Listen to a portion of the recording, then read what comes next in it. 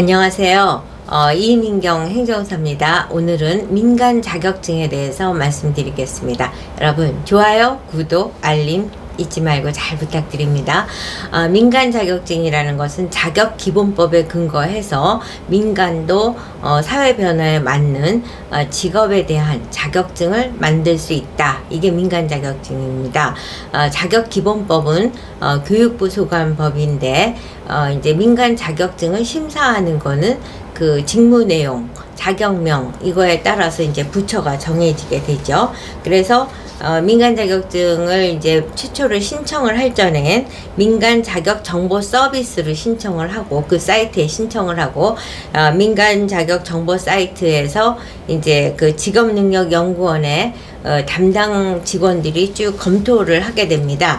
그래서 직업능력연구원에서는 주로 검토하는 거는 문장에 대한 자구라든가 뭐 이렇게 완성도 이런 거 위주로 타당성 이런 거 위주로 하고 그렇게 해서 점검을 할 때 이제 제일 유념해서 보는 것이 금지어라든가 국가 자격증하고 혼돈이 되는 것이 있는가를 보게 되는데 그와 같은 거를 이제 직업능력연구원에서 1일부터 매달 1일부터 20일까지 접수를 하고 그 달 말까지 이제 부처로 넘기게 됩니다. 그러면 부처에서 또 담당 과를 배정을 하고 거기에서 이제 심사를 해서 한두 달 검토를 한 다음에 결과를 다시 직업능력연구원으로 보내기 때문에 최소 석 달에서 1년 가까이 이제 기간이 소요됩니다.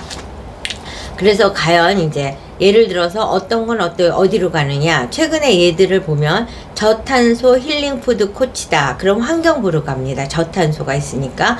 또 에달 스토리 캘리그라피. 이거는 문화체육부. 또 웹소설 작가 문화체육부. 창작 조형 마스터 문화체육부.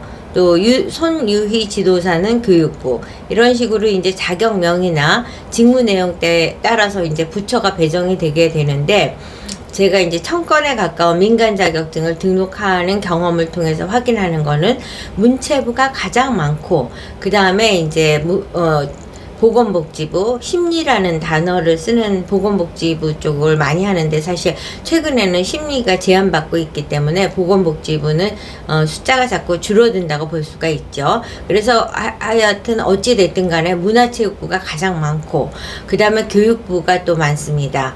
그리고 식약청도 많은데 이와 같이 집중되는 부처에 요새 환경부가 또 많겠군요. 업사이클이라든가 저탄소라든가 이렇게 이제 많이 그 지원을 하는 등록을 위해서 신청을 하는 부처는 기간이 6개월 이상 걸린다고 보셔야 되고 이제 그런 해당 부처가 아닌 경우에는 3개월 전후까지면은 이제 기본적으로 소요되는 3개월과 플러스 알파에서 3개월 전후라고 하시면 됩니다. 근데 그럼에도 불구하고 이렇게 개월수를 뛰어넘어서 오랫동안 고생을 하다가도 등록이 안 돼서 불가 판정까지 받는 경우들이 있습니다. 최근에도 불가 판정을 받아서 어제 그랬군요. 이제 불가 판정을 받아갖고 자기네는 이유를 모르겠다. 보완을 한 10번을 했고 1년이 소요됐다. 이거는 이제 금융위원회이기 때문에 사실 제가 그동안 경험에 의하면 신청이 많지 않은 부처에 해당됩니다. 그럼에도 불구하고 이렇게 오랜 시간이 소요된 이유는 그 의뢰하신 분이 부처가 요구하거나 직업능력연구원이 요구하는 거에 대한 이제 말귀를 정확히 못 알아듣고 본인의 욕심을 계속 포기하지 않은 채 반복적으로 수정을 해도 수정해봤자 라고 해석될 수밖에 없는 그런 정도의 수정 보완 내용을 계속 반복적으로 제출을 하다 보니까 1년 이상이 소요됐음에도 불구하고 이제 반려되는 결과가 된 거죠. 그래서 이제 많은 단어가 제한을 받는 경우가 많은데 이제 예를 들면은 뭐 비용에 대한 거 이런 것도 또 회계, 세무, 또 보험 이런 것들이 그와 같은 전문직이 이미 국가 자격증에 해당되는 직종이 있기 때문에 이런 단어를 함부로 이제 직무 내용에도 그렇고 검정 기준에도 사용하면 안 되는데 그런 단어들이 포함되어 있어도 이제 반려 내지는 보완의 이유가 되는 거죠. 그리고 이제 제 경험으로 아픈 경험인데, 뭐 이단이라는 단어가 있는 종교단체였는데, 그 단체가 뭐 이단에 대한 것도 내보고 기독교에 대한 것도 내보고 뭐 성경에 대한 것도 내보고, 그래도 계속 반려가 되는 겁니다. 그래서 아직까지도 이제 제가 저는 될 때까지 해드린다, 이런 원칙을 갖고 있기 때문에 이렇게 반려되는 케이스는 다시 고민을 해갖고 다른 좋은 단어나 이제 자격명을 생각해 갖고 오십시오 라고 말씀을 드리는데, 이와 같이 민간 자격증으로 도저히 안 되는 금지어들이 있다는 사실을 이제 유념하셔야 되고, 조향사 같은 것도 마찬가지입니다. 조향사가 어떻게 보면 환경부고 어떻게 보면 식약청이고 또 어떻게 보면 산자부일 수 있습니다. 그러다 보니까 이게 산자부는 이제 그 제품을 생산 유통해서 수익을 창출한다는 관점에서는 산자부가 될 수가 있고,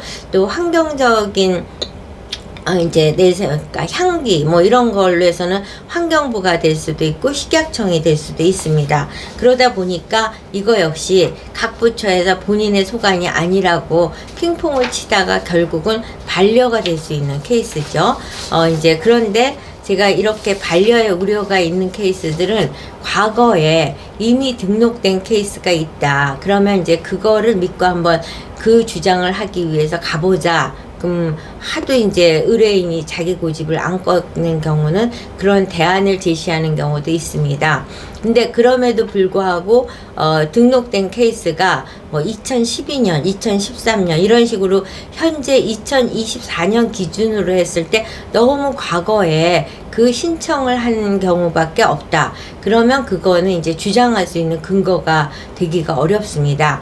여러분이 이렇게 이해하시면 됩니다. 민간 자격증이라는 것은 국가 자격증이나 전공, 대학에서 전공이 생기기 이전 단계 외 사회적인 니드를 수용하기 위해서 민간 차원에서 자격증을 발급할 수 있도록 허용을 한 것이 민간 자격증입니다. 그런데 시간이 경과돼서 그 해당되는 자격이 이제 국가 자격증도 생기고 또는 대학의 전공도 생겼다. 그러면 구태여 민간 자격증으로 중복해서 발급해야 될 이유가 없어진 거죠. 자격 기본법이라는 것은 성인이 돼서도 사회 변화에 따른 새로운 지식을 습득할 수 있도록 민간 자격증을 발급할 수 있도록 한 거기 때문에 한시적으로 운영을 할 수 있다고 그러니까 그 이미 발급받은 자격증은 유효하지만 이제 국가 자격증이 이미 생긴 이후에 신청된 민간 자격증은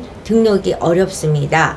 그러니까 이제 사람들은 어떻게 생각하냐면 다른 사람 벌써 2012년에 발급 받았는데 왜 우리는 안 됩니까? 라고 말씀을 하실 수 있는데, 민간 자격증은 태생적으로 대안적 차원에서 민간 자격증이 생긴 거지 절대적 가치로 생긴 것이 아니기 때문에 국가 자격증이나 대학에 전공이 생겼다 하면 민간 자격증이 되기가 어려운 것이죠. 그래서 여러분께서 이제 민간 자격증 굉장히 본인이 갖고 있는 전문성을 강조하면서 고집을 피우시는 경우들이 있는데, 청건에 가까운 민간 자격증 등록을 성공적으로 한 이민경 행정사에게 의뢰하면 등록이 될 수 있는 자격명 또 직무 내용으로 수정 보완을 해서 등록을 하도록 도와드립니다. 그러니까 여러분은 그렇게 수정 보완해서 등록을 한 이후에 운영을 함에 있어서 본인이 의도하는 바를 반영하면서 운영을 할 수 있다는 점을